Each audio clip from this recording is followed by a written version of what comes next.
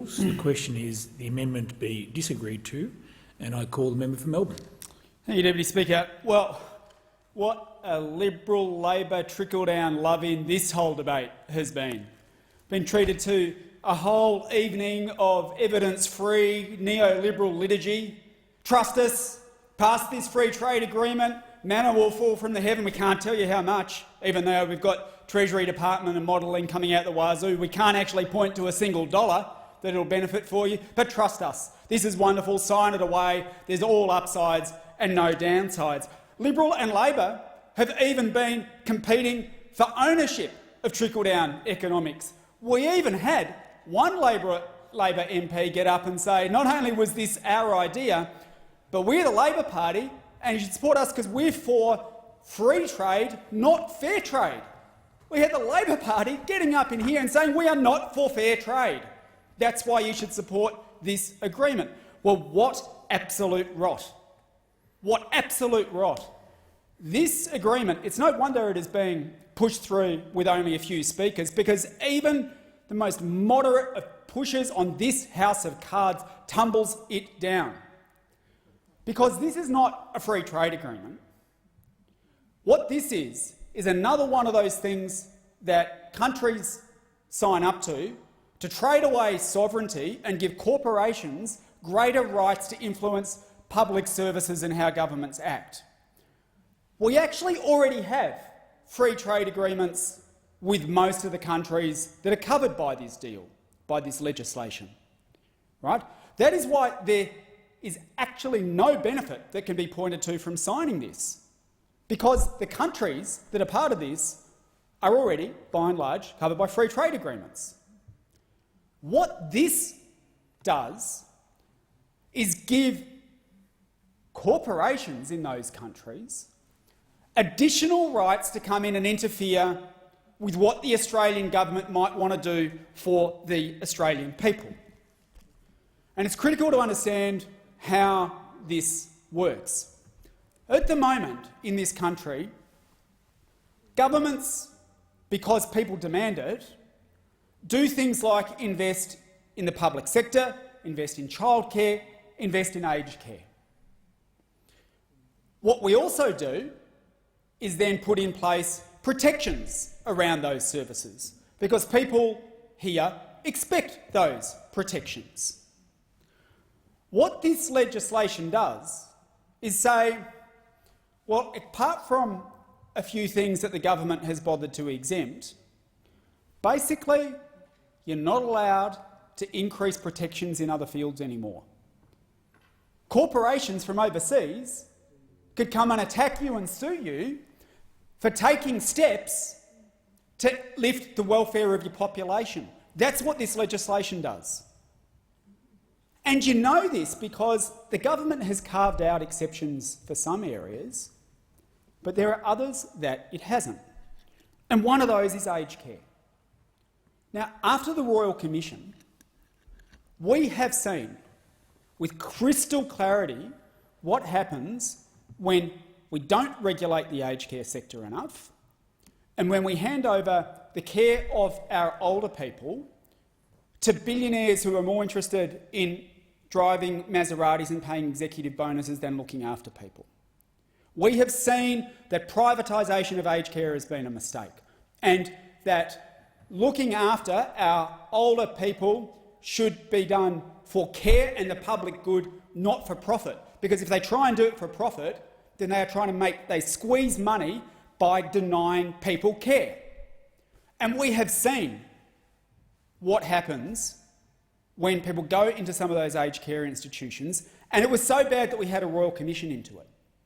And we've been told, as part of that, what we've got to do is regulate the sector better. The Greens think we should unwind privatisation and end privatisation, the for-profit nature of the sector, and just run it for the public good. But we've been told that we've got to regulate better. This legislation impinges on and potentially removes our right to do that. And the government has been called out, and submission after submission to the Senate inquiry said we are opening the door to unscrupulous big corporations based overseas who we can't regulate to come in and own parts of our aged care sector, and we would be powerless. We would be powerless to lift the standards in our aged care sector. Even if it's not overseas corporations coming in, we may be prevented from doing it anyway. And it's not just aged care, it's other areas as well. One of the areas that has not been preserved by the government is environmental services. And what does that mean?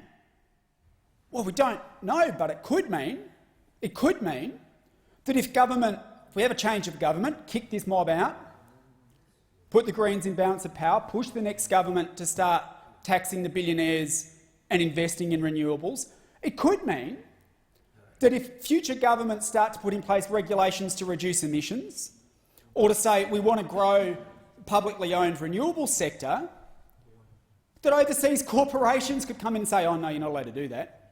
You're not allowed to do that. You just signed up to this deal and you forgot to carve out that particular thing and protect that particular thing, so I'm sorry, your regulations are frozen in time as they are now. So another way of saying this is that this deal binds future parliaments and stops them improving regulations for the welfare of the people of this country.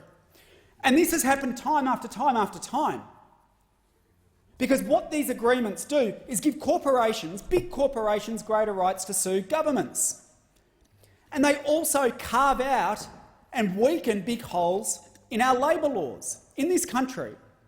It should be a basic principle that no matter where you come from or what kind of visa you're on, local rates and conditions apply. Right? You can't carve out exceptions to our labour laws. Local rates and conditions apply, and if governments want to say in particular sectors you have to advertise locally first, they should be able to do it. And if you're coming in, working here, local standards should apply as well. So everyone who comes in, they meet the Australian standards. These free trade agreements that are getting the big rubber stamp and get frozen in time by this legislation carve out huge loopholes in that. Loopholes big enough to fly plane loads of exploited overseas workers through. And that is terrible for those workers because they're just doing the right thing by themselves and their family. They see an opportunity to come and work in Australia. And in many respects, we should encourage that. But it should be on the basis of people getting to come in to fill jobs where we haven't been able to get people locally. But then when they're here, they get local wages and conditions and they've got pathways to permanent residency. But instead, what all the free trade agreements have done has said, well, no, we're going to carve out certain categories where labour market testing, where local standards that you might expect of your electrician, for example, don't have to be applied to people who come through. And instead of closing these loopholes, Labor and Liberal are freezing them. Now, this agreement contains no what is called a labour chapter. It doesn't contain a chapter protecting labour rights and advancing labour rights. Now, you might say, as someone on the Labor side did, well, look, we tried to get one in, we couldn't do it, and that would have been great if we got it in because we could have taken a step forward, but it's not like anything bad is going to happen because there's no Labor chapter. At least we're not going backwards. Wrong. Because this is a deal with countries that we know have forced labour. And we know that because we hear when it suits the government for them to get up and talk about the Chinese government's oppression of the Uighurs and forced labour camps. Like they'll rattle the sabre around for Donald Trump when it suited them to do that and say, we've got to take that on. But then they go and sign a deal with countries that engage in forced labour practices and then say the Australian government can't regulate to protect Australian businesses from competing against them. In other words, this is going to be forcing Australian businesses to have to compete for jobs with countries that we know engage in forced labour practices and engage in other forms of human rights abuses. So it's putting Australian corporations at a disadvantage, and it's tying a future government's hands from being able to regulate it because regulations get frozen in time. And the icing on the cake, at a time when there has been a military coup in Myanmar and a junta in charge, and the United States saying, hey, hang on, we need to bring significant pressure, including economic pressure, to bear on this country, the Australian government is saying, let's go and sign a deal with them. Let's go and sign a trade deal with Myanmar and the junta that is there. Well, no. No. That gives them the biggest endorsement you could imagine. When the Australian government says, yeah, we are going to sign up to them, all of these words from Liberal and Labor about protecting human rights vanish into nothing, because it is clear the dollar speaks the loudest. The big corporations who want to undermine our ability to regulate, to protect our citizens and people who live here. The other countries in the world who don't have the same standards that we and workers have been able to secure here. Now this government and Labor is saying, well, we don't believe in fair trade, we believe in free trade, and you're going to have to be forced to compete with them. And if they've got lower standards than we do in Australia, well, I'm sorry, it's just bad luck. And any future government that wants to try and mend it by lifting the standards is going to find themselves potentially at a huge disadvantage. You would imagine, given all the downsides, that the government and Labor, who want this legislation rushed through, would be coming here with a whole list of upsides. They'd be saying, well, this industry over here is going to benefit by $3 billion, that one over there is going to benefit by 5, that one over there is going to benefit by 6, so yeah, there's trade-offs, but it's worth it. You'd imagine they might say that. Nothing. Not a sausage. Why? You just look. You just look. Well, because this is a facade. That's why. This is a facade that is designed to give corporations greater rights than governments and to put Australian companies and workers at a disadvantage. But you just need to look at the government's own words in the regulatory impact statement. You know, you would imagine they would be trumpeting this in the documents that accompany it, but no. Given the relative quality of Australia's existing FTAs with RCEP parties, including the CPTPP, we do not expect RCEP goods market access commitments to provide Australia with additional market access with our current FTA partners. That's the national interest analysis. No additional market access. No additional market access. This is what the government's saying. And they say, well, it's not really going to help with tariffs because under our FTAs, they say, I'm quoting, Australia will have already eliminated tariffs on imports from all RCEP parties by 1st of April 2021. So it's not going to help with tariffs. Well, the national interest analysis goes on. There's no costs in losses of tariff revenue for Australia associated with entry into force of the RCEP, as under existing FTAs, Australia will have already eliminated tariffs on imports from all RCEP parties by 1 April 2021. Not a single dollar.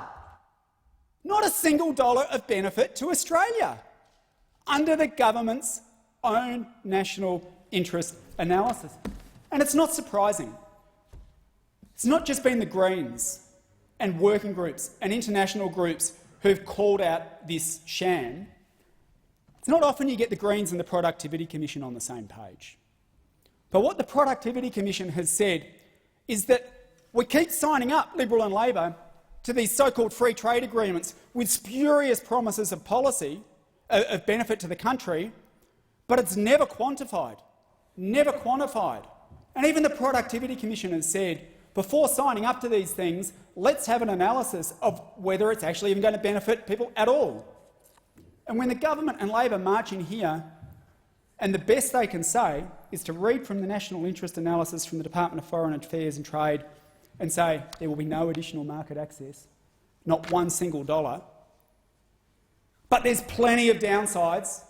There's plenty of downsides and exposure for Australian corporations and workers when that is the best that the government can put on it, when the ability to regulate our aged care sector is at risk, when we are giving corporations the right to attack future governments because we are freezing in time protections, we should not support this legislation. And if Liberal and Labor want to engage in a competition to say, oh no, this is actually ours, this is actually ours. It tells you why we have seen so many protections eroded in this country over so many years. I thank the member for Melbourne. The question is the amendment be disagreed